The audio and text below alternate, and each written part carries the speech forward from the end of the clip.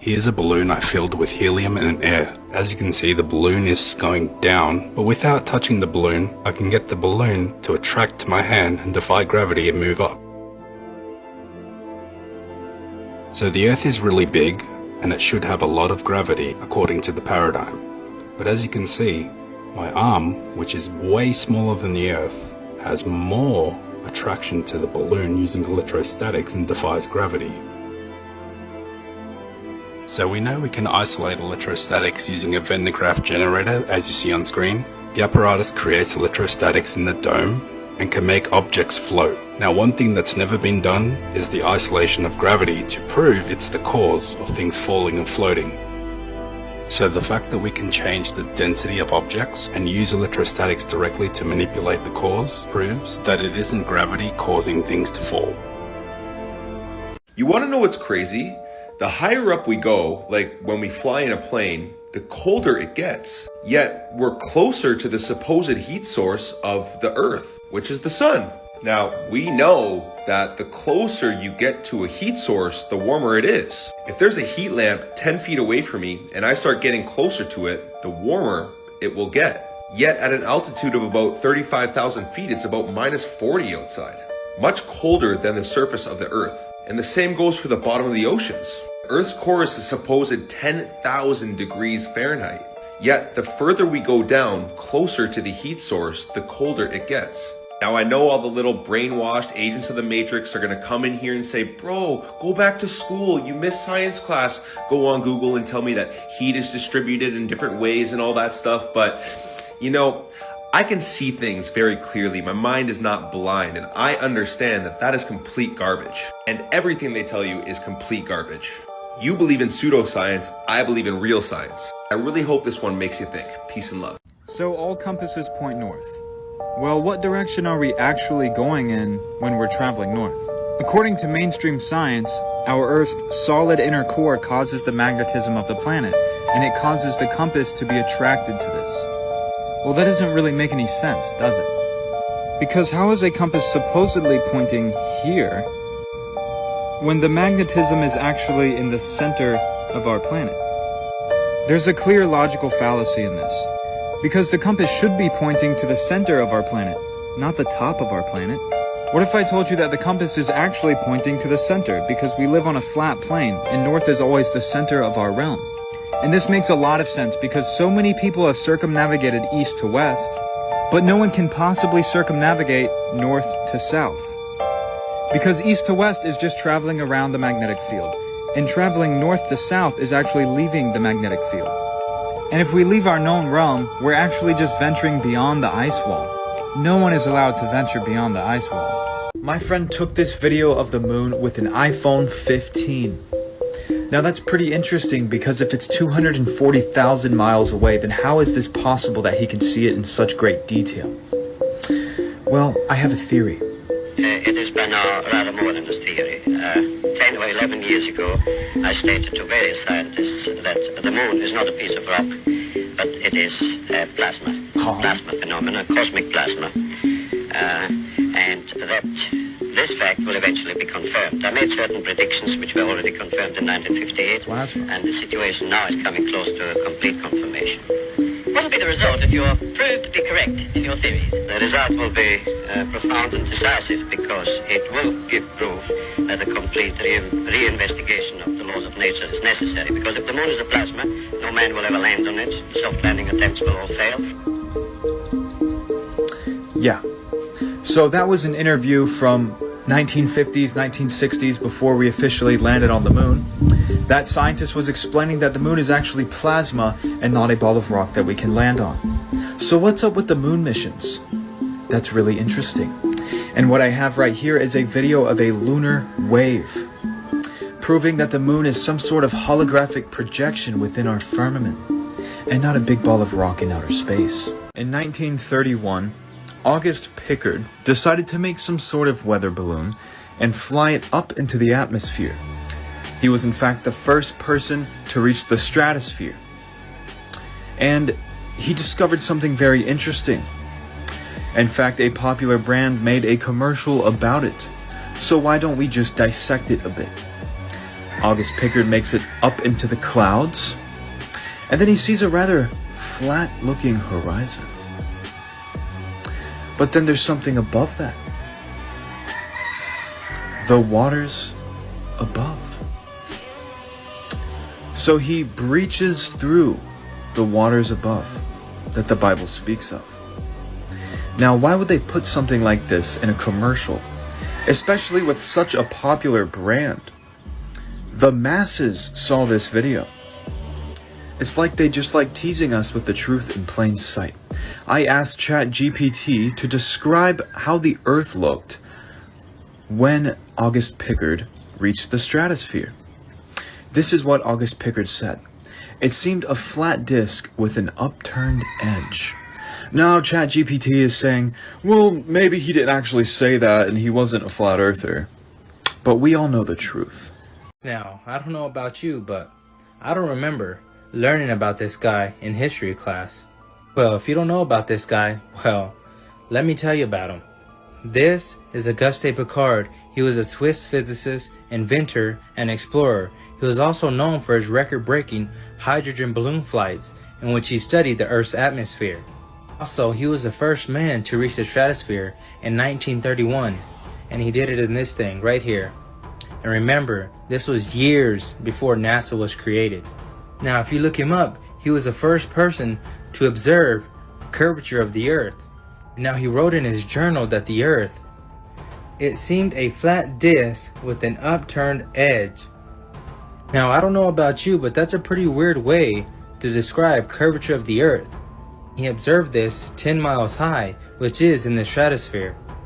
35,000 feet is the common accepted height at which you can observe curvature of the Earth. And he was at 52,000 feet. Now, his observation reminds me of something. It seemed a flat disc with an upturned edge. Oh.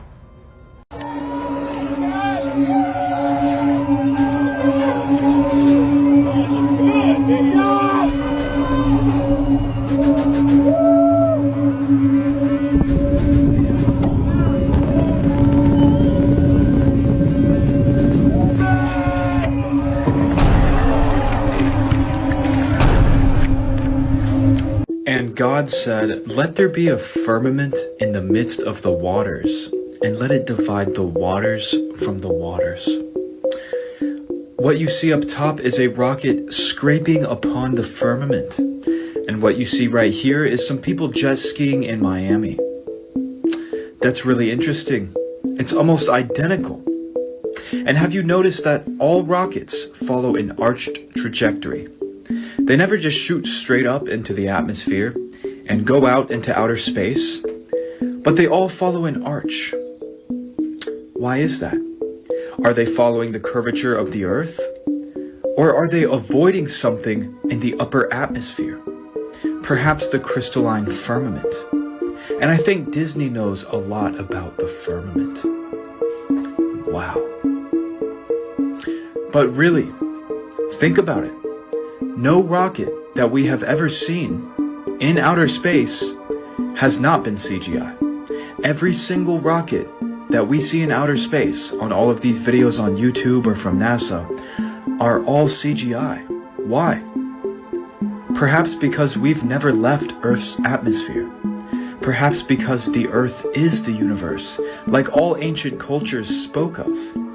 I'm pretty sure everybody heard about this situation where ice fell through this person's home in Florida. 6 feet long, 3 feet wide, ice. The thing that gets me is, it didn't just fall inside the house. It's ice all around the whole yard. And it just sounded like a big bomb? Like just went off or something? Wow. But she said it was like this, really. How big? Like big. Bigger than our house. Come on, y'all. Put 2 and 2 together. We all know that ice can leak from a plane. But not that big. Maybe hell-sized ice, depending on how bad the leak is. But come on, y'all. You seen how she just described it. It don't make sense. There's been a biblical earth awakening. God's waking people up to how he designed his earth so that we know what's going on. Twice now when I've gone outside early in the morning, before the sky was covered, I saw the actual sky, which I've realized I probably haven't seen in a year or so. The bluest I've ever seen it, and what looked like clouds, but they weren't. They almost looked like defrosting. They were completely still, and it looked like if you've ever left a water bottle out in your car when it was cold outside and then it starts to defrost, it looked like that. And then there were gray and other clouds passing by, it seems. And this is gonna sound silly to a lot of people, and trust me, I get it, but this is how the movie Chicken Little starts. In a predictive program, kids movies, so that we're likely not going to see it, but it's there. What happens is Chicken Little starts seeing chunks of ice fall from the sky that are part of the sky ice, and at one point, one of the chunks of ice takes up one of his friends. That's the ice, and yes, it's a hexagon. So everybody is looking for the friend, and they eventually find him when there's an alien invasion. They go onto the UFO and they find the friend in like an experiment test tube thing, and he comes back and he's a little bit different. And then of course we find out that the aliens didn't mean harm and that they just came to visit. Also keep in mind, the word used in Revelation for hailstones actually translates to sky crystals. Remember, we don't fear the prophecy, we just get spiritually ready, and that's why I'm updating you guys. This is not meant to put fear in anybody, this is meant to spiritually prepare. So now we have sky ice falling through people's roofs in Florida and out of the sky in California, but it's not your normal ice, allegedly. Now, they say that this is the stuff that they were trying to break apart that highest glass ceiling, and that they were actually trying to tunnel through, allegedly, in Antarctica. But they had a problem with it. Every time they would try to burrow through it, it would seal itself closed on the drill bit like a wound would. I have a couple of clips for you, but I have some questions. Because if it seals itself, let's just look at the clip and then we'll talk about it. Now investigating mysterious 6-foot chunk of ice falling from the sky, slamming into a home in Palm Coast, Florida, north of Daytona Beach. The ice smashing through the metal roof of the home. Pieces of ice also found in the street. No one inside the home at the time was hurt. Authorities believe it likely fell from a plane. Yeah, okay. Look at the color of it.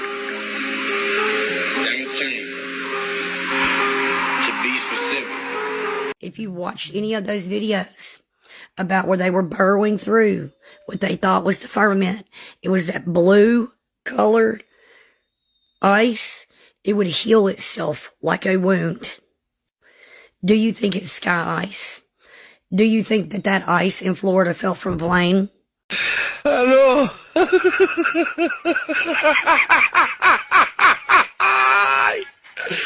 Hola, Carlos.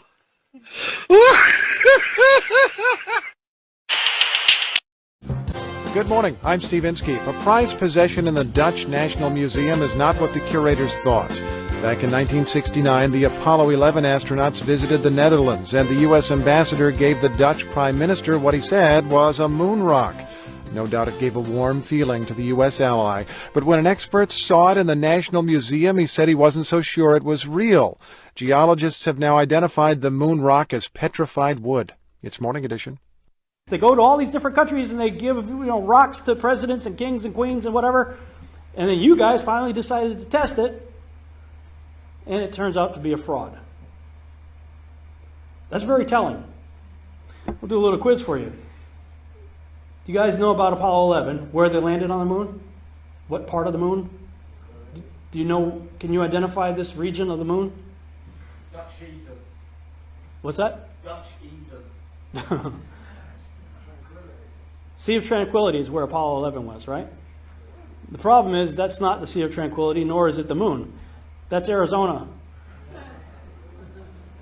where they blew up portions of the desert of Arizona to look just like the region of the moon that we were supposedly going to. Now, looking at that picture, if I said, hey, this is the area of the moon where the Apollo 11 was to land, most of us wouldn't think anything of it. Most of us would go, okay, cool. not even realizing you're looking at a black and white photograph of Arizona that was blown up. If you don't believe me, you can go on Google Earth today and still see what's left of it after 50 years. Okay? Go to that location right there. Got Buzz Aldrin standing there in one of the test sites. See the mountain range behind him? Well, what do you know? It's on the moon, too. There he is in the corner, hopping along, like a bunny rabbit at half-speed film. This is a pretty telling picture.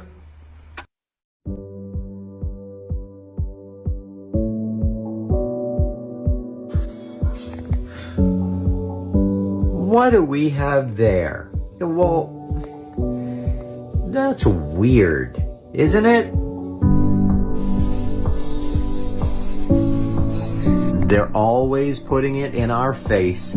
They always are. But, this is just my opinion. The Flat Earth map dates back over 1,000 years. This map is credited to being created by a Persian astronomer. His name was Al-Biruni, and he lived between 973 AD to 1048 AD.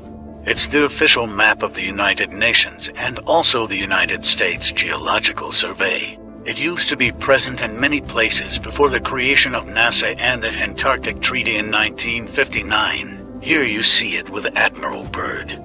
This map has been restored by Dmitry from Russia with suggestions of mine, Eddie Alenkar. Known by my YouTube channel Flat Earth Banjo, I asked Dmitry to include the Bermuda Triangle and Point Nemo, a place deep in the Pacific where NASA buries rockets. Then Robert Tozzi, a professional mapmaker, came along and enhanced the map even more. There are many people now selling this map online, but if you could order it from my online store, I would greatly appreciate it. Visit my online store now and order one of the items. I humbly thank you.